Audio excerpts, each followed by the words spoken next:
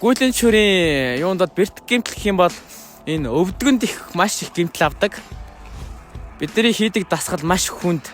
Одоо хийгээд багш нар дарна, уйлна.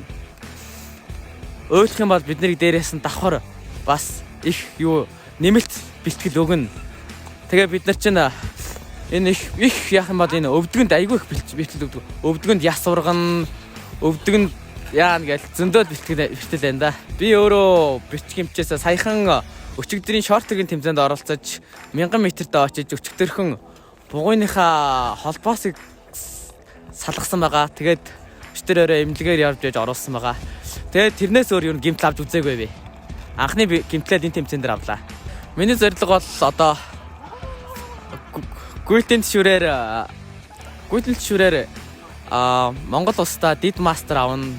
Цаашлаад бүр 27 28 оны олимпиад явах хүсэл мөрөөдөлтэй байна да.